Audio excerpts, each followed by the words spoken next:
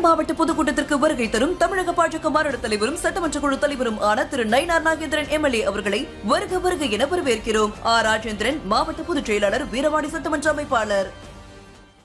குறித்து விவாதிக்கப்பட உள்ளதாக தகவல் வெளியாகியுள்ளது. இது தொடர்பாக அகில பாரதிய வித்யார்த்தி பரிஷத்தின் மாநில செயலாளர் யுவராஜ் தாமோதரனுடன் நமது செய்தியாளர் கண்ணன் நடத்திய கலந்துரையாடலை தற்போது பார்க்கலாம்.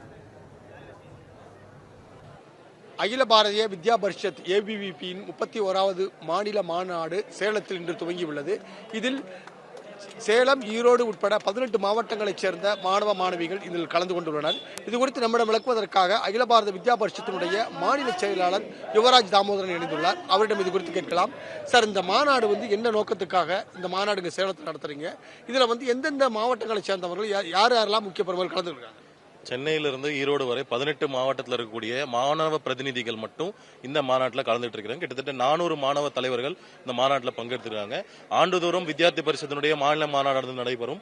அதில் தமிழ்நாட்டில் இருக்கக்கூடிய கல்வி சூழ்நிலை, மாணவர்கள் சந்திக்கக்கூடிய பிரச்சனை, குறிப்பாக பார்த்தீங்கன்னா மாணவர் சமுதாயத்தை அதிகம் பாதிக்கப்படக்கூடிய பிரச்சனைகள் குறித்து விவாதம் நடக்கும். அதில் தீர்மானங்கள் நிறைவேற்றப்படும். அதற்கு தீர்வு காணக்கூடிய ஒரு அமைப்பாக வித்யார்த்தி பரிஷத் தொடர்ந்து இருந்துட்டு வருது. அப்படி இந்த ஆண்டும் கூட தமிழகத்தில் இருக்கக்கூடிய மாணவர்களுடைய பிரச்சனை குறித்து விவாதிக்கவும், தமிழகத்தில் இருக்கக்கூடிய சமுதாய பிரச்சனைகள், சமூக பிரச்சனைகள் குறித்து விவாதிக்கவும், மாணவர்கள் மத்தியில் அதற்கான விழிப்புணர்வு ஏற்படுத்தவும் இந்த வித்யார்த்தி பரிஷத்தினுடைய 31வது மாநில மாநாடு சேலத்தில் நடைபெறுகிறது.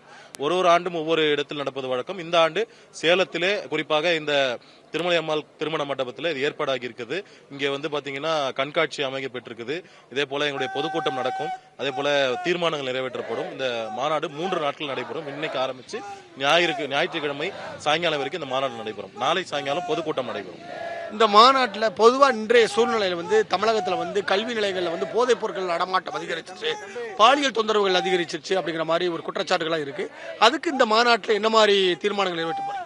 குறிப்பா பாத்தீங்கன்னா இப்ப இன்டர்னல் எல்லா பல்கலைக்கழகங்களும் எல்லா கல்வி நிறுவனங்களிலும் இருக்கக்கூடிய அவங்க பயிலக்கூடிய மாணவிகளுக்கு இருக்கக்கூடிய தொந்தரவுகள் குறித்து அவங்க கம்ப்ளைண்ட் செய்யறது அந்த கிரீவியன்ஸ் என்ற ஃபோரம் இருக்கும். அது எல்லா இடத்துலயும் பேருக்கு தான் வச்சிருக்கிறாங்களே தவிர அது செயல்படக்கூடிய ஒன்றா இல்ல.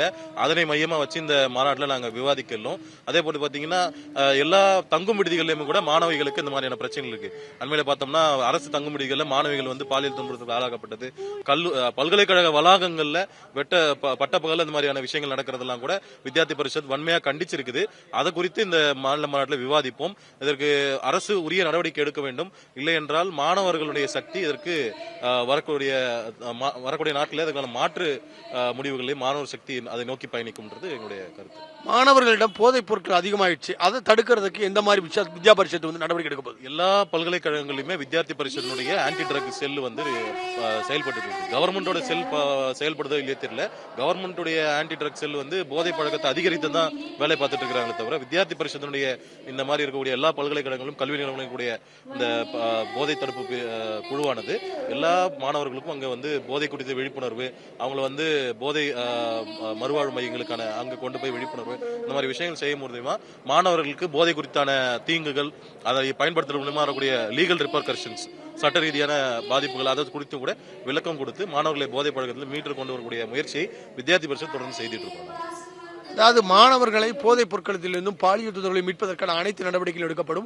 3 நாட்கள் நடக்கும் இந்த மாநாட்டில் அது குறித்து விவாதிக்கப்படும்.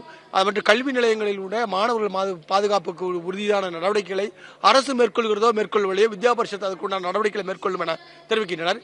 இன்று துவங்க மாநாடு 3 நாட்கள் நடக்கிறது. இந்த மாநாட்டில் பல்வேறு முக்கிய விவகாரங்கள் குறித்து விவாதிக்கப்பட உள்ளதாகவும் தெரிவிக்கின்றனர். தமிழ் ஜன செய்திகளுக்காக ஒளிப்பதிவாளர் சுமனுடன் சேலம் செய்தியாளர் எஸ்.கே. கண்ணன்.